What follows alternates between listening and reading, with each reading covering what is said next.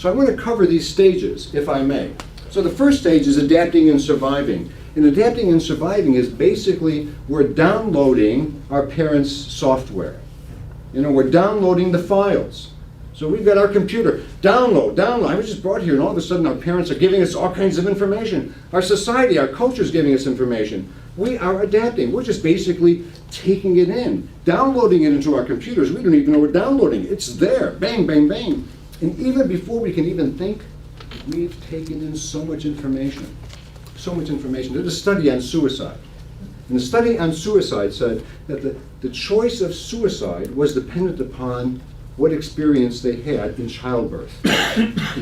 So that's interesting. So the physical impression that children would have, so if there's a forceps delivery, or umbilical was wrapped around the neck, or if there's kind of trauma, that it was embedded in the body, and it wouldn't even, it was there, but it would somehow, they would be compelled that they were going to take their life, that they'd go back to this early imprint that we have. Now when you think about it, we can't process the information with our mind, so we have this imprint. And our body is like a sponge taking all this information in. And the adapting and surviving stage, we're just taking it in. Well, again, as I said, we're downloading all this information, and we don't even know what we're taking. Now you can imagine, in my life, I was disconnected to all these areas. To survive, I disconnected. And I've had to really put a lot of energy, work, my life, into work on connection.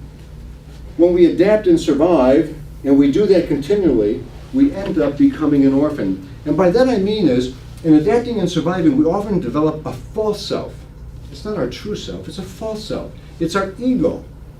You know, Eckhart Tolle talks about our ego, and it's our ego that we're really relating to the world. It's our mask.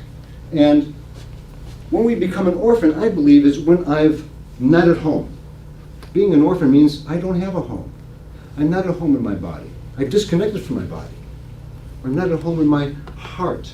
I've disconnected. It's really hard to relate. I'm not at home with my emotions or with my voice. So I'm not at home. And when we become an orphan, we really are not at home. And that's when we move to wake-up calls. Because when you're not at home, we're really called to wake up. And I believe wake-up calls are waking us up, to awaken us physically, emotionally, mentally, in relationships, with our voice, or with our vision. That's the wake-up calls, are to wake us up to some of those aspects. I haven't been exercising. All right, wake up. So we get these wake-up calls to get us to pay attention.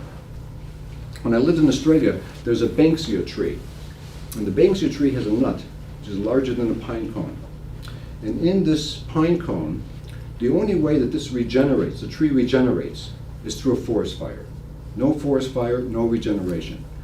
Wake-up calls are like that in our life. Sometimes we need wake-up calls. I have to get my back out, see a chiropractor, and then kind of, oh wow, get my back back in alignment, you know. I need to actually get my back out of alignment before I can start getting into alignment.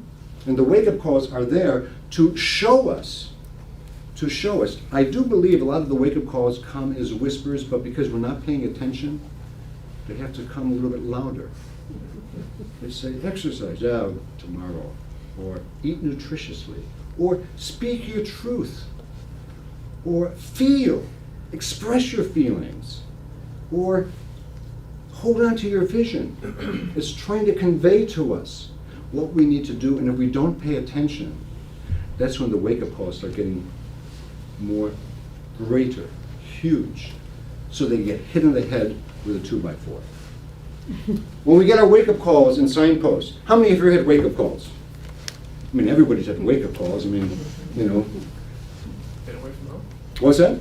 Been away from home. You've been away from home. There you go.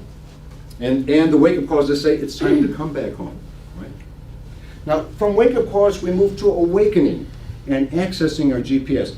Eckhart Tolle says, awakening means we become conscious of the unawakened you.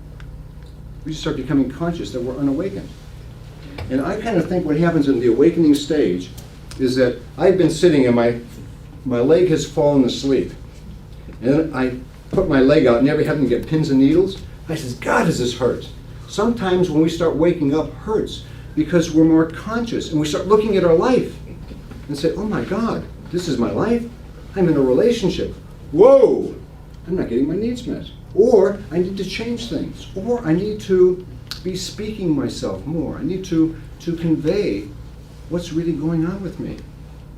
And the awakening also leads us to make a commitment to, hey, I want to be committed to go back home. Any of these can bring us back home, but the awakening is to bring us back home.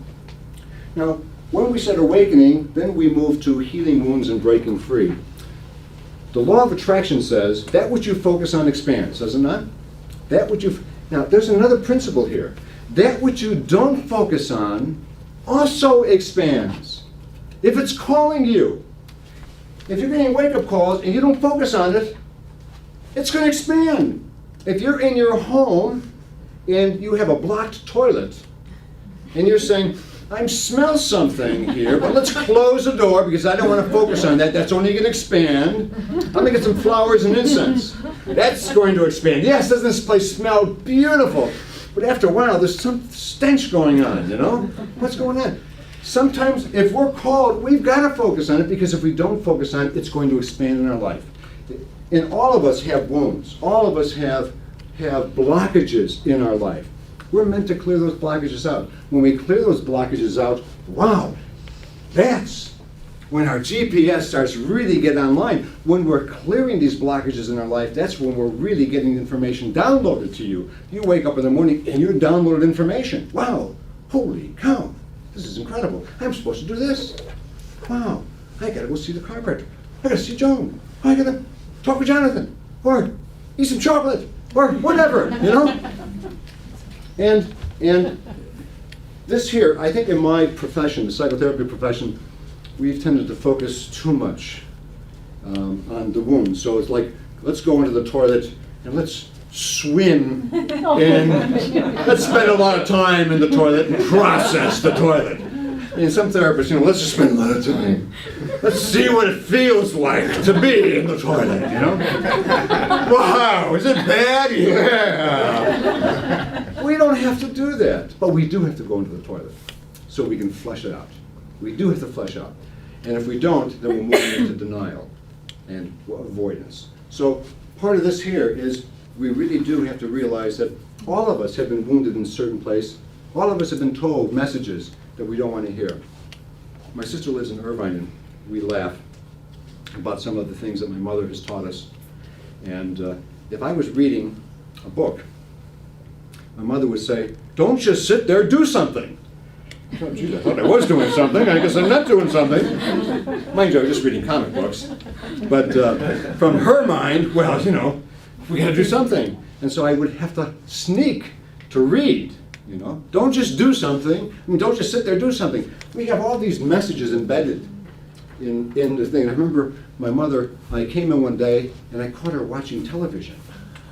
And she looked at me and she jumped up, ran to the ironing board and started ironing. It's like she could not, she couldn't let other people see that she was relaxing. Of course, these were messages she picked up from her family, from her generation.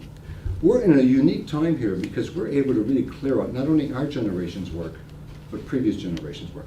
We have our previous generations that are really embedded in our lives, and we're doing a lot of clearing out, not just here. There's been a lot of toilets that have been stuck up that we're kind of flushing it all out. We're trying to flush out the whole system. From here, then we move to strengthening the heartbeat of connection, and that is about developing time, mastering your life, and with discipline. Discipline comes from the word disciple. You're really asked to be a disciple of your true self.